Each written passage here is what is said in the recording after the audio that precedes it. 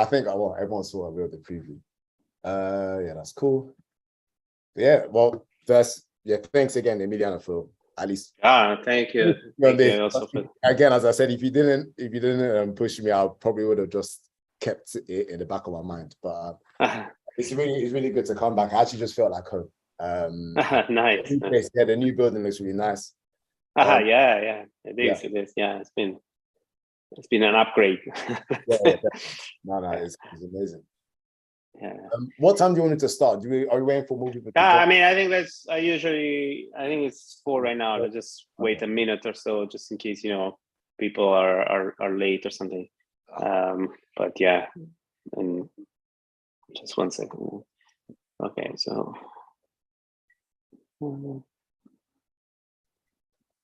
But yeah, maybe meanwhile, I can sort of give a brief introduction, a very informal introduction.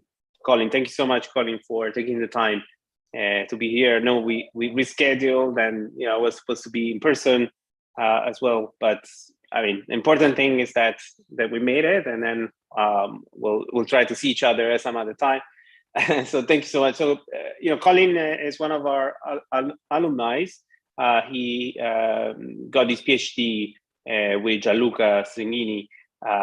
So he was in his PhD is in security science from the secret DTC, and he's done a lot of work on researching malware, taking data-driven approaches to it, cybercrime, and at the moment you work at Glasswall, right? Yeah. Yes. Right. So you're threat intelligence team lead at Glasswall, and so Colin today is going to give an overview of his work, that the work that he did during his PhD.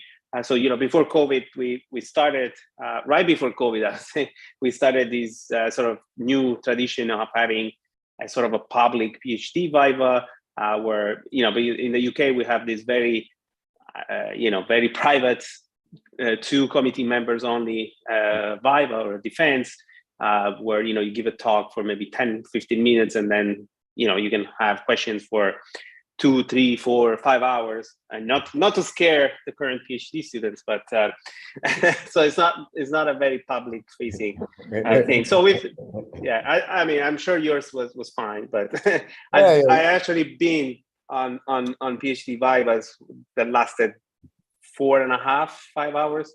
I wasn't the one pushing. Okay, let me set the record straight. I wasn't the one pushing for making it last so long, but it can happen. But anyway, so we started doing this sort of public PhD vibe. We thought it was very good idea to celebrate our graduating students, have an excuse to celebrate, have some drinks or some food, and also for sort of current PhD students to kind of see what successful PhD looks like, and sort of look at the kind of work that goes into a dissertation.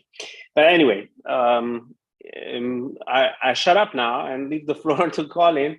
Thank you so much again, Colin, and please take it away.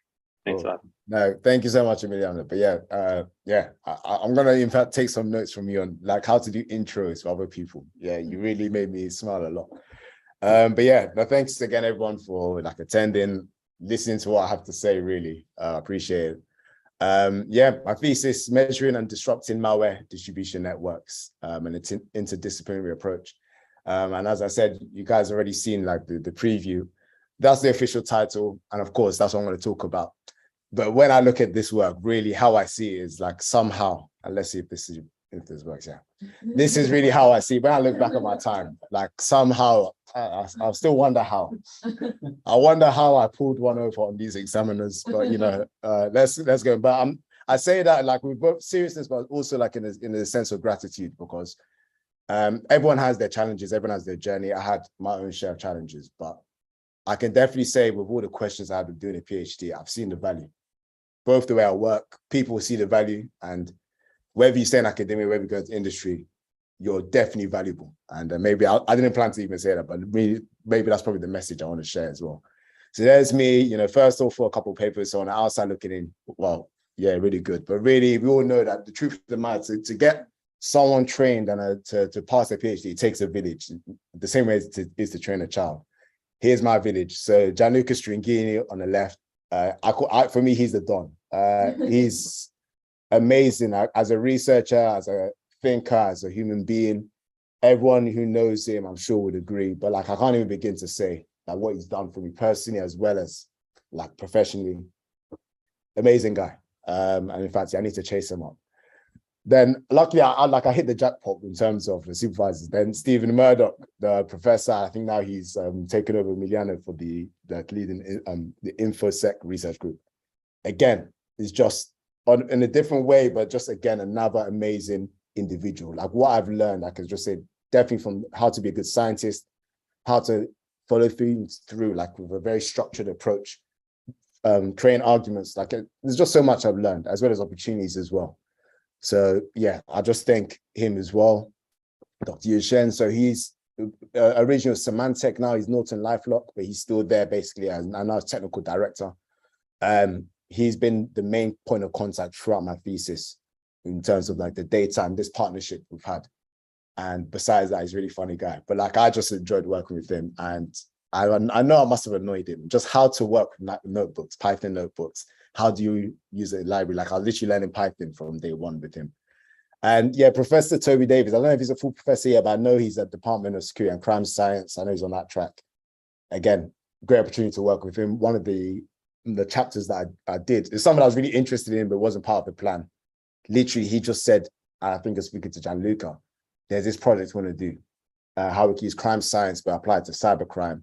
Do you know anyone that's interested? And when the moment I heard it, I'm just like, yeah, get me involved. Let's forget about this initial, let me get involved. But really, the way it happened was serendipity, and it all just tied together with my thesis. It wasn't planned, but that's why some good things happen that's not planned. But it's not just that, I always have to talk about examiners and other people. So on the left, in fact, my two examiners was Professor Shane Johnson on the left. He's security crime science. I can't remember if he's the deputy head or I've lost track now, but I know he was the director of the Dawes Center for Future Crime. And Professor Thorsten Holtz, he's now at CISPA. And yeah, like, obviously I know about them. I know them, like, I know Shane personally, at least while I was here. Thorsten, I only knew about him, a lot of the work I've referenced. But like when we had the vibe, it was just completely opposite what I expected. It was just like a normal casual conversation. And the comments that they gave, sometimes when you hear other people talk about your work, it really validates what you do, even though you think your work is a bit iffy, or I'm not gonna say other words like on Zoom now, but the way that they valid, and I've seen it from another perspective, it really filled me with a lot of confidence. I was grateful, and yeah, it's been great just speaking with them and then picking my brain as well as me and them. And I've also finally got Professor Abeborian. So at the time, he was my director of studies when I first joined in the secret doctoral program.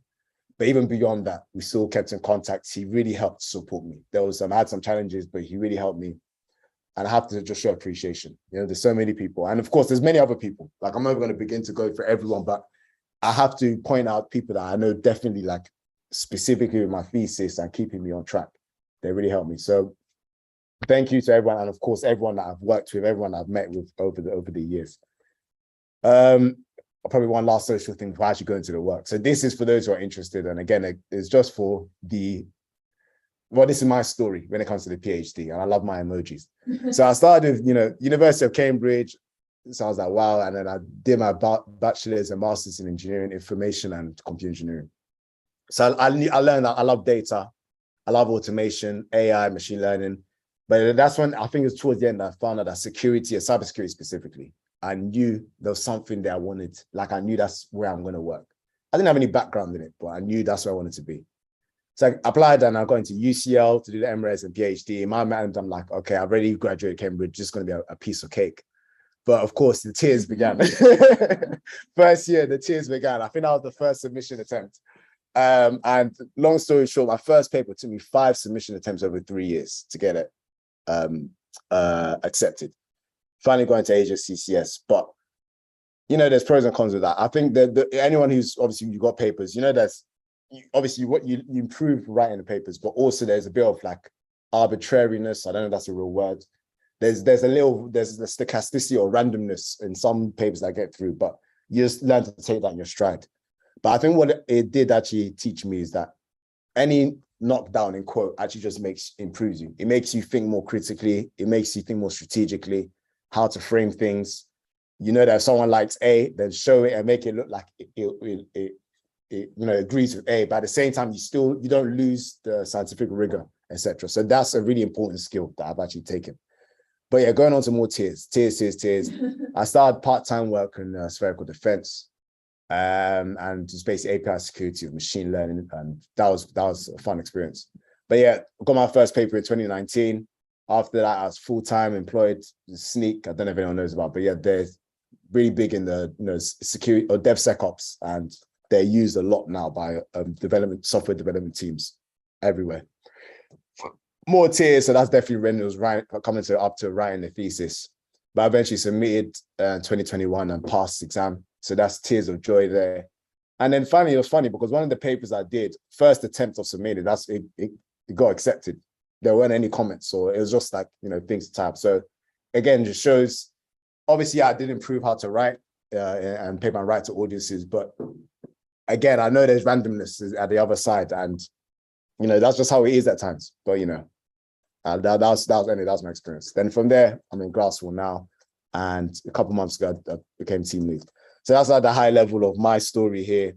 I don't know how long it took me, but 6 years in UCL, 5 years or 4.5 years really on the PhD. Probably could have done it a year earlier if I actually, was fully focused on the PhD. But life gets in the way. But I think at the end of the day, wherever you start, as long as you care about what you're doing, you're probably going to finish. Just don't let it kill you. Don't let it make you want to quit and actually quit. It will make you want to quit, but don't quit. I think that's the key thing there. All right, so that's enough about me and history now in terms of actual work. So what was the motivation? And really this encapsulates what I was trying to do, the work, and really what kicked off. So I'll just show an example of a malicious file delivery event. So, malware, and I'm sure everyone knows about malware, malicious software. Now it's really a big business. Before it was more like a niche thing. Very few people knew how to create malware and deliver it, but now it's like something where you can buy and rent services without any expertise, as long as you just know how to do things in an organized manner, relatively organized, in fact. But in this example of a malicious file delivery event, we've got our Alice who goes on a website, probably to buy a fan if she's based in the UK. And unfortunately, that website has been compromised and actually redirects her browser to a malicious site somewhere else. And that malicious site, so malicious.url is obviously on the server.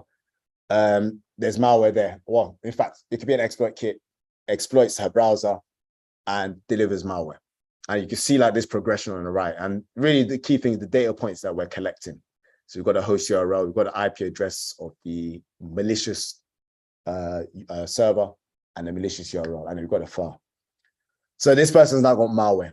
Now, if this malware is a botnet malware, so really is what connects a network of infected devices, one of the first things that we will try to do is that we'll try to establish a communication channel with the central, command and control server. So in this case, the malware that's infected the device tries to contact the server. It's got a hard-coded IP somewhere in Venezuela, and the request it could be a proxy request, it could just be like a second request. This is very a high-level generalization, but at the end of the day, communication is established with that command and control server, wherever it is, and the operator may have just like, in fact, it's common, we've seen this before, the architecture for these botnets, they may have like intermediate servers. It helps to make it harder for people to detect where the command and control server is. So this is just one example. So now this channel has been established. Command and control server can do whatever they want to the end devices, issue commands, push things there. The sky's the limit in a negative sense. Now, if the operator of this command and control server wants to monetize this this operation, that's exactly what they can do. Someone else can pay them and have them do something with that network of infected devices. And in this case, and in fact, what we really care about in this work, or what motivates me, is the delivery of other malware. And really understanding these delivery networks. So in that case, that transaction happened is that someone else paid the controller to install their own brand of malware. We don't know what it does, but basically he delivers it to that end user, and of course, however many other infected devices as part of the deal. And there we go, we've got it on the right. So this second download event, it occurred, and basically this is what we do, how we're able to track it with the data. I'll talk about it more, but you can see this IP address, the intermediate one is what is captured, but obviously we can't see anything beyond that. We can't see any network activity beyond what the is potentially being sensed on Alice's computer. So really, that was like the motivation, and obviously a lot of reading and opportunity that came by when I first joined. We've got this data. Are we interested in looking into this malware delivery networks? So obviously, measuring malware delivery networks is the challenge, and in fact, is an ongoing challenge. How can we characterize what's going on the web? How many different types of malware is out there? No one has an answer, because it's actually really difficult to measure for loads of reasons. But what we could try to do is estimate with measurement. So the questions that we try to ask ourselves, or try to answer rather, is what does the malicious file delivery ecosystem look like? So like, how can we characterize the structure? Differences between the network infrastructures used to download potentially unwanted programs or PUPs versus malware. So potentially unwanted programs is like another class of unwanted software that's not really malicious or like a major security threat. It's like your annoying adware, spyware, toolbars. But at the end of the day, what's been observed in prior research is that they can potentially weaken security on devices. And sometimes they just do dodgy stuff. That's really the long and short of it. And the community recognized these two different types of unwanted software as, well, before it was known as separate problems, at least at the time I started. Then how do malicious file delivery infrastructure over time? So yeah, this is not a static piece of research. You want to know what they do, like the dynamics of these operations. And yeah, coming to operations, how do they respond to botnet takedowns? And yeah, another question, really interesting question. And I'm not gonna lie, I didn't have all these questions when I began. Like half of them came like in the last year of my thesis, but you know, it was all about framing. But it all ties together, and with this work, that was one of the questions that we tried to answer when it comes to measurement. Then obviously the other aspect of the title of my thesis is the disrupting malware delivery networks. And what can we do to disrupt, especially, you know, using the perspective we get from data. So I think a really basic question we're asking is, can data and analytics help us identify, you know, effective intervention points? I think almost anyone would just say yes to this, but I think it's more of like how. So maybe that's probably a better way to say it. How could data analytics help us? And especially using the type of data that I had in this study, and obviously the techniques, the one we would devise. Then another question, and it's a really pointed question, but can environmental criminology help generate new mitigation strategies? And this is, you know, for cybercrime. And really, in essence, asking, can environmental criminology help, you know, the security community? Why environmental criminology? I'll go into more details, but I think if you look at the history of InfoSec, it's been there for, obviously decades, but it's pulled from different fields. There's, mathematics, psychology, economics, a lot of things that we devise, even in the military, in fact. There's a lot of techniques that's been devised that's come from other fields. Attack trees came from fault tree analysis, which is electronics engineering. The cyber kill chain came from the military kill chain. And I believe, so I'm biasing everyone from day one, but one of my beliefs when I did the MRes course in security and crime science is that environmental criminology is definitely going to be part of that evolution, especially when it looks at, because environmental criminology, crime science is dealing with crime in the real world and using a scientific approach to control it. And I believe there's a lot that it can offer. And that's what I argue, that's what I propose. And people may disagree, and that's fine. But yeah, so how do we answer these questions? And contributions. 3 papers. First one was this one, that I got through in 2019, Waves of Malice. That was the first measurement paper. And I was presenting the Asia CCS 2019 in New Zealand. Second one, Marked for Disruption, Tracing the Evolution of Malware Delivery Operations Target for Takedown. It's a long title. But yeah, that one I presented last year in RAID, except it was in Spain. Really nice, actually, Basque region. Bacalao. So I still remember Bacalao was really nice. But yeah, I finally have this. So this is the paper I worked on last. And but in terms of my thesis, in terms of the flow, I put it as the second chapter of regarding contribution. And then the third one, so this one's not published yet, but it's on archive, bridging information security and environmental criminology research to better mitigate cybercrime. So just a fair warning, this one is 35 pages long. And yeah, everyone complains it's too long. I'm like, yeah, I know it's too long, but I really got into it. So what it is, this work is a literature review of basically the two fields, how they view cybercrime. And really is drawing a lot of parallels between them, because there are a lot of parallels, a lot of things that's very, very common. And what I was really arguing and showing with evidence, and of course you have to give a balanced argument, but the argument was that there's a lot of additional things that environmental criminology can offer information security in terms of theories and how you model crime. And really, obviously, they're ready now to model threats, but when you have the understanding of, or at least this additional understanding of what constitutes crime or offensive behavior and when it occurs, I believe anyway that, and obviously the techniques that follow, that those theories, those concepts, and especially the frameworks could help information security organize, the way you assess threats, risks, security, or cybercrime, and how you come up with mitigations. Again, structure, and really helps with coverage. I'll talk more about that towards the end. But yeah, and okay, in fact, one last comment. Funny thing is that one's not published, but that's got the most reads, a lot more reads than the others. So, again, a lot of things are arbitrary, but you don't have to publish to get it out there. But yeah, but I'm not saying, still get it published. All right, so I don't think there's any questions, Ali, because I haven't really said anything technical yet, but if we're okay, then we can jump into the first one. So waves of malice. And again, this is in partnership with Symantec. So Yun Shen provided data, and I'll talk about that now. But yeah, the approach that we took, so runs a lot of data. So figured out, okay, let's try and split how we analyze this. First study approach or analytical approach was to do a cross-sectional analysis or a snapshot study. So we just get like a day of data, and this is from all of the data they've collected from all of their devices as part of this data sharing scheme. So not scheme, program, that's a better word. And understanding using that just very short period to just characterize, it's almost like a snapshot of what is the structure, the infrastructure of malware delivery networks in an instant. And then of course, there's a lot you can find there. But then as opposed to understanding that dynamics, we used a longitudinal study, 1 year's worth of data, and we did some sampling there. So let's go into the data set. Symantec, they gave us download metadata. So as I showed you the example with Alice, is basically for all of those devices that have these sensors, Symantec products, any file that's downloaded, they can track it, they can know where it came from. And of course, if another file downloaded it, and all of that, data is useful because it helps us to build this representation. Volume, we've got just under 130 million download events from 12 million users. And it's not like the whole year. In fact, it's not even every day, but it's obviously a lot of data. So a lot that we can get. And the sampling strategy may look a bit strange, but basically we did, okay, let me just talk about the sampling strategy. So the first day, when we did our snapshot study, we just took a single day, 1st of October, 2015.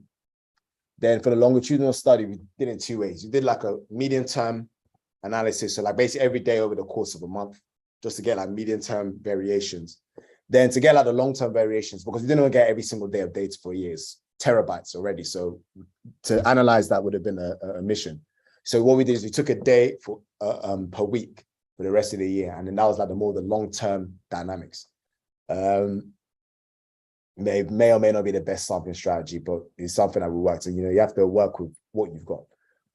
And then in terms of, again, a lot of data, and there's especially many more benign files than malicious ones. So we had to just focus more on what we care about, malicious files the most. Other studies look at both malicious and benign, but we'll focus more on malicious delivery networks. So what we did is using Symantec's own reputation score, which is basically that they have their top antivirus engines that generate a score and they use it as trustworthy for them. We use it to filter out anything that's likely benign and just trying to focus on the malicious ones. Again, make it more feasible to do this analysis. And you could probably pick out limitations. I didn't include any limitation slides, but you could probably pick them up and you can infer them. But the data set, so each download event includes this really everything you want to know when something happens. So your timestamp is almost always there. Key ones like we care about are in bold. because they're unique, and really the hash of the file is a way to uniquely identify a specific binary. Host URL is basically where the file was downloaded from, or the URL of the server where the file is downloaded from. Landing page URL, so that's the initial URL that the victim accessed. And basically, Symantec have this where I can't actually go into detail how they do it, but they're basically able to track any redirections that occur in the session. And what we take is that the first page is the landing page, so that's where the person was accessed, or a request was made. But then the final URL is the host URL. That's where that malware is actually delivered from, that page. But we've got the two, and we're able to link those together. IP address, of the server hosting the file, it makes sense. And we've got also the parent file. So if a download event was triggered by another file that's already on the system, they're able to track that. I'm not going to go into how, you have to ask Shen for that. But yeah, we've got that, and also the landing page URL of the parent file.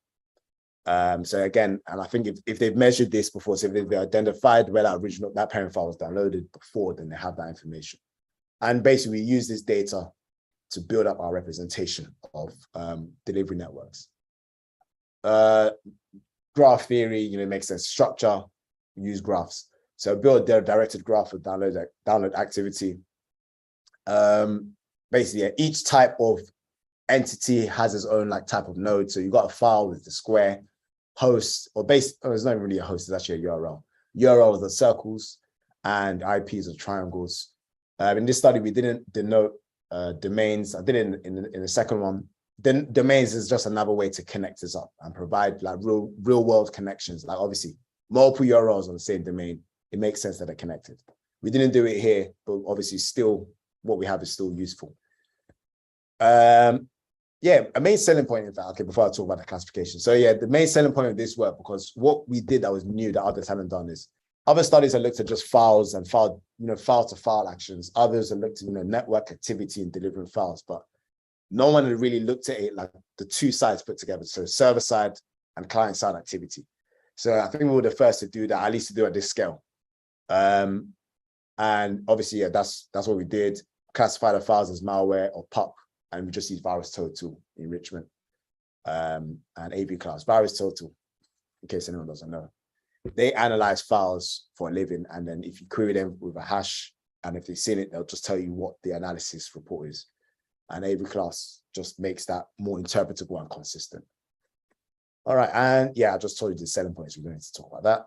All right, so what are the first major findings? In fact, this is literally the first thing I found, and really it kind of just swayed the rest of this research because it wasn't expected. I don't think I can't remember anyone's identifying this in prior literature.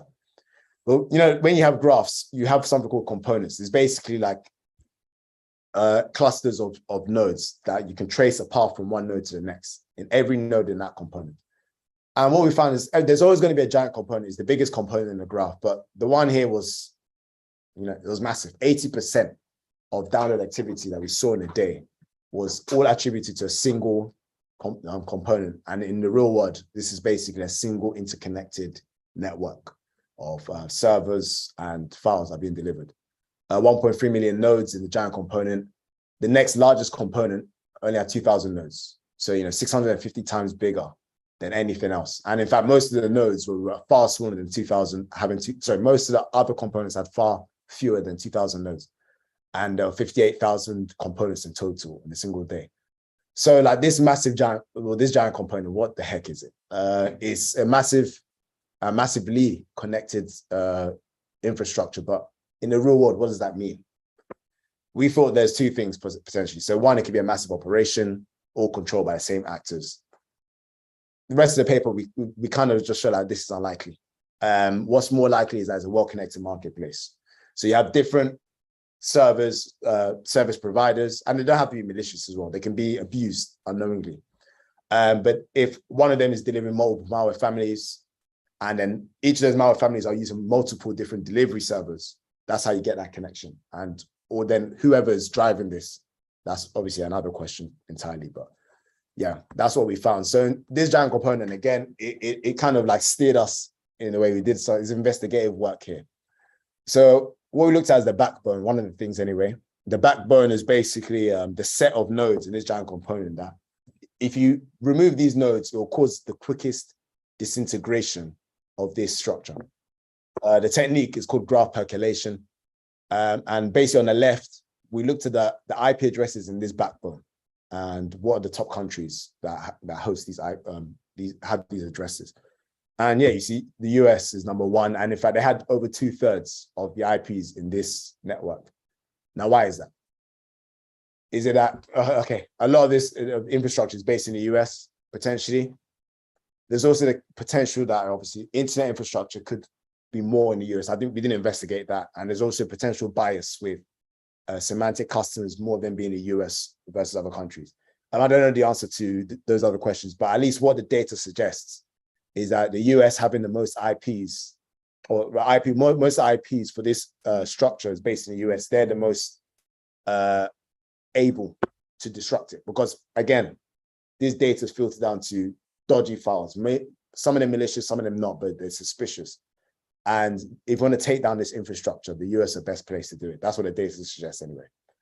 And on the right, we looked at the second level domain, effective second level domains. So for all of the network, the servers basically in this, not just, in fact, it's not just the backbone, the entire giant component. We looked at the most common ones and we see well-known service. I'm sure everyone knows about these. Mediafire, Windows, Azure, they have content distribution networks, this msecnd.net, Softonic, Google.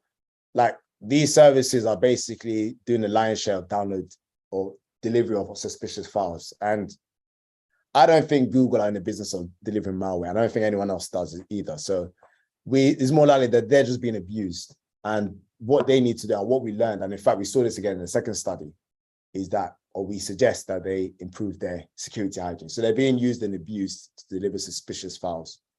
It's up to them to deal with that, because it's a big part of the malware delivery. That's what we're seeing. Yeah, so then looking into comparing those two ecosystems, so just going back to this, so this giant component, that's one like type, you could call that an ecosystem itself. It's so big, it's an ecosystem, definitely. Then everything else is its own ecosystem.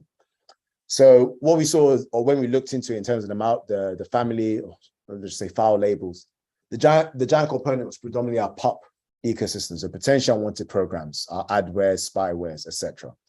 Whereas everything else that's not in the giant component was predominantly malware. And we see that on the right. So PUP is blue, malware is red. And in the top row, which is giant component, these are just different metrics: number of downloads, number of families dropped, and how many families are dropping. But you just see the colors tell you very clearly, giant component is predominantly PUP, at least most active, and we have other numbers as well, and vice versa. Again, interesting. So like other research has seen these two ecosystems, but again, this giant component had never really been recognized. And really that being a predominant PUP ecosystem just shows that the PUP problem is actually a bigger problem than prior research had thought. And what we did, in fact, that was, I think, new, we were the first to do, is to actually estimate how much PUP there is to malware in the wild using this vantage point. And most interesting number is 17:2, or ratio rather, 17:2. So 17 PUP downloads to every 2 malware downloads. So PUP is downloaded 8.5 times more frequently. Again, PUP is actually more prolific there and probably more of a problem than the community realizes. And what's interesting is the last couple of years, there's been a lot of research now into PUP as well as malware. And yeah, I think this is the last point really just on this paper, but now looking into the dynamical side, infrastructure churn. So we did some technique to track these infrastructures. I didn't include it in the slides because I didn't want to talk too much about it, but what we did is to look at how delivery activity for each of these infrastructures over the course of the year. And on the left, so the most interesting one, the top left. So that's the daily churn of delivery infrastructures over the month. So that's just October. Everyone can see it. There's this cyclic behavior. And what's interesting is, okay, well, firstly, this cyclic behavior has actually been seen before. So what this tells us, there's more downloads or suspicious file downloads during the week, the work week, and it drops over the weekend.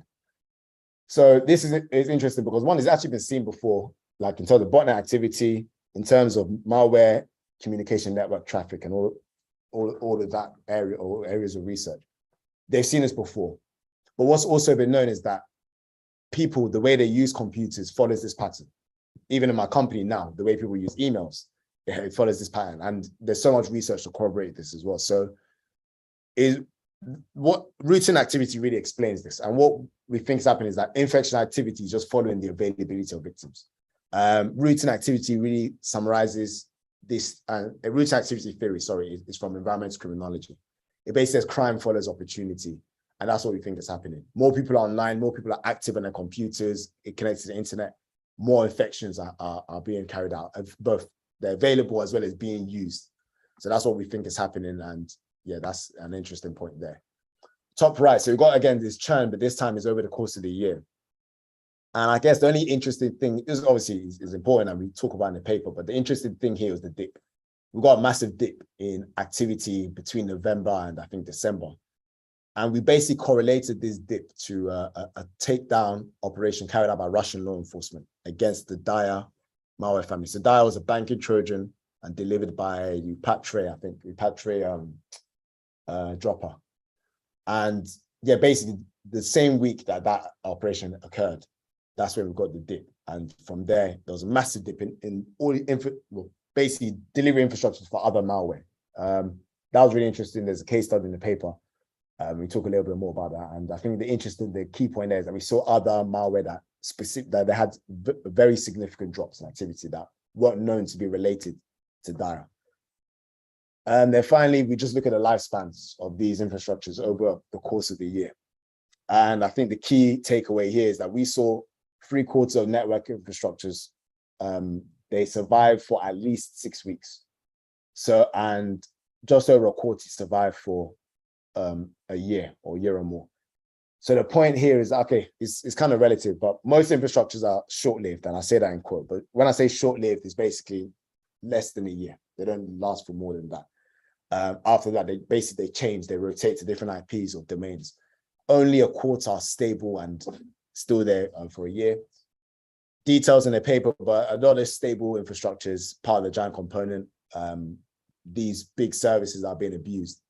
And the fact that they're stable, it kind of implies that if they improve their security hygiene or if they're malicious, that they're taken down, it would have a bigger effect on these ones that are more ephemeral. And let me give you the reverse case. If you try to tackle the ephemeral ones, what's going on?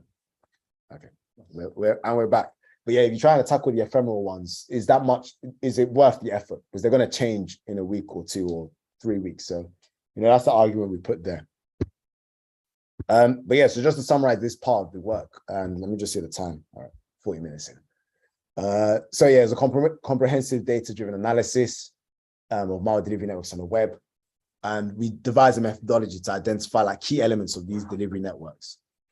We found 2 disjoint ecosystems. That's not particularly new, but what we did find out was new is that the stable one and the big one, which no one had really identified, is the PUP ecosystem. And that conducts the lion's share of suspicious downloads.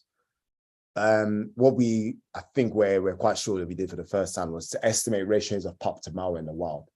And of course, differentiate the characteristics between the 2 ecosystems. Well, okay, and finally, I'll just round it and take questions. And I found that finally that most network hosts are relatively volatile, but 26% are stable for over a year. So the implication being focus on those and we think you'll have a bigger effect on the network. So yeah, question. Yeah.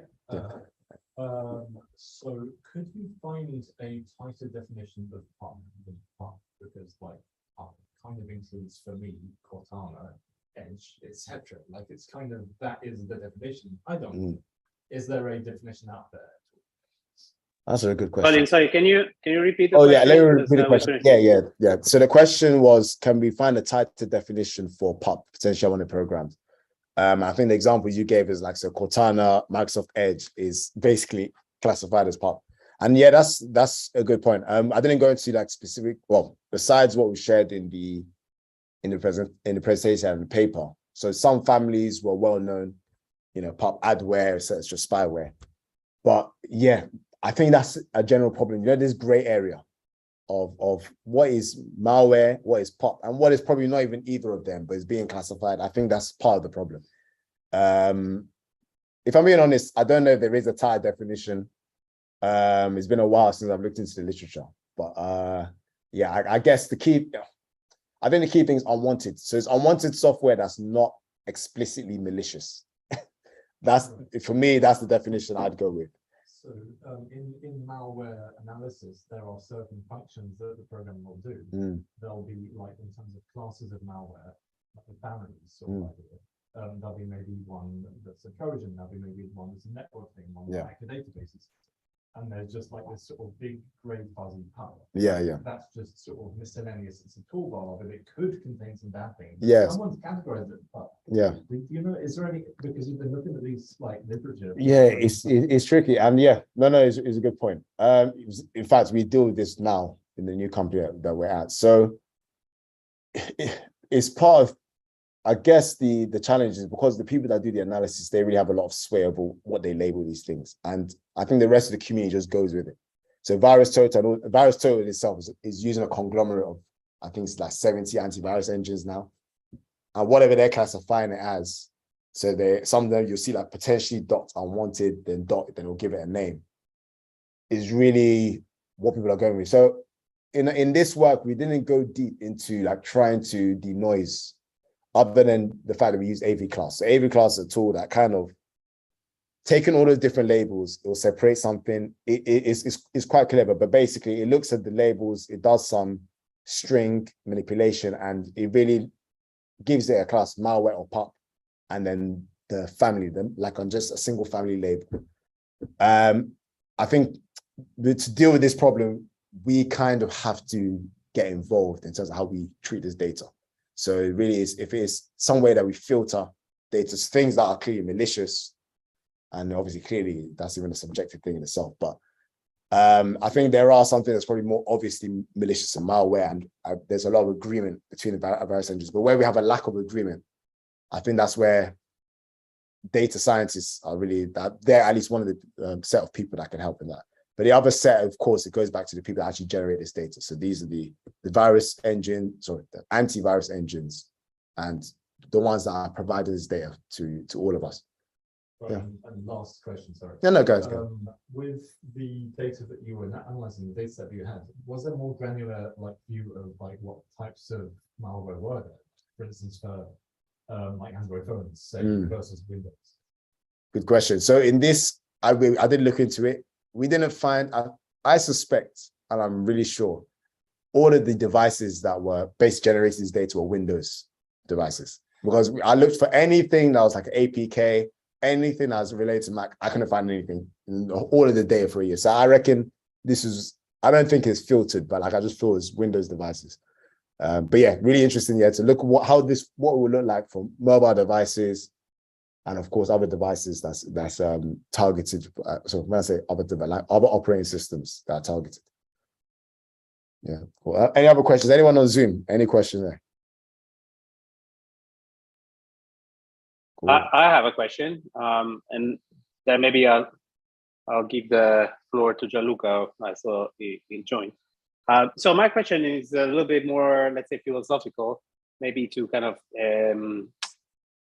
from the perspective maybe of someone who just starts working in this area as, let's say, as a PhD student, right? So, obviously a lot of your work sort of builds on a really great collaboration with the Symantec guys, or however they're called now. There was like a couple of years where they were changing name every month. But yeah, anyway, so and that's really great, but not everyone has access to those collaborations, right? So have you thought about what would you recommend, let's say, to a starting researcher that wants to work on this set of topics that maybe doesn't directly have access to collaboration or data from places like Symantec? How can they go about working in this area?